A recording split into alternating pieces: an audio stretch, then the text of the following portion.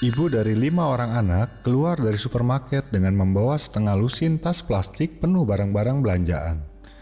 Ia datang ke supermarket dengan bersepeda, tetapi tidak mungkin lagi ia pulang ke rumah dengan bersepeda, karena barang belanjaannya begitu banyak. Karena itu, ia meletakkan barang-barang itu di kedua lengannya dan berjalan sambil menyeret sepeda. Ketika hampir mencapai sebuah sekolah taman kanak-kanak, kakinya tergelincir dan sepedanya roboh bersama semua kantong plastik belanjaan yang dibawanya. Kantong-kantong itu terlepas dan kentang, tomat, jeruk, serta bawang bertebaran di mana-mana. Nyonya yang merasa heran itu bangun dan hanya berdiri tertegun menyaksikan kejadian itu.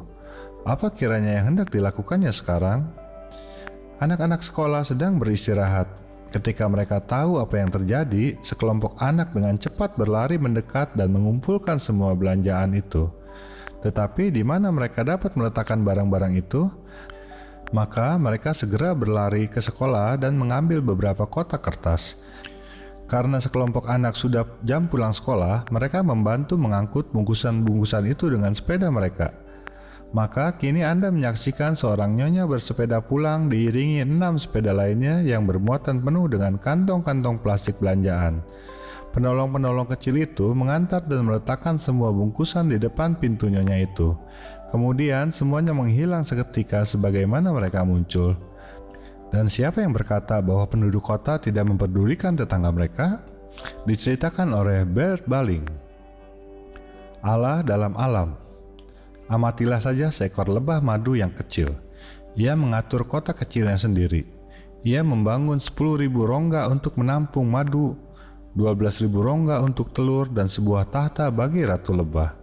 Jika lebah mengetahui bahwa suhu naik, ia menjadi cemas kalau madunya akan meleleh. Maka ia menciptakan sistem pendingin untuk sarangnya. Ia memimpin satu regul lebah pekerja, menempatkan mereka dekat pintu masuk sarang lebah, dan menahan kaki mereka dengan perekat. Kemudian dengan mengepak-epakkan sayap, mereka mengatur sirkulasi udara dan menjaga suhu sarang agar tetap dingin bagi madu. Lebah itu pula lah yang menjelajah daerah seluas 10 km persegi dan mengumpulkan madu dari semua bunga yang tumbuh di sana. Tetapi jika otak lebah melakukan hal sedemikian menakjubkan, siapakah kita yang mempertanyakan tuntunan Allah? Tataplah ke langit dan lihatlah tangan yang menyokong bintang-bintang tanpa tiang-tiang penyangga. Dia itulah Allah yang menuntun planet sehingga tidak pernah bertabrakan. Diceritakan oleh Alexis Carrel. Di Belanda, 2 kincir angin raksasa dibangun di atas tanggul yang sama dan menggiling gandum menjadi tepung. Keduanya sudah menjadi bagian integral dari pemandangan tempat itu, dan kegiatannya pun sudah menjadi bagian normal kehidupan sehari-hari. Tetapi kemudian listrik masuk ke tempat itu dan dapat menggiling gandum dengan lebih baik, lebih murah, dan lebih cepat. Temuan-temuan modern mengancam menggeser 2 kincir angin itu keluar dari dunia usaha. Tetapi masing-masing mereka bereaksi dengan cara berbeda atas ancaman itu. Yang satu dipugar seluruhnya. Sebuah mesin listrik mengambil alih peran turbin air yang besar yang telah menyalurkan kekuatan bagi penggilingan.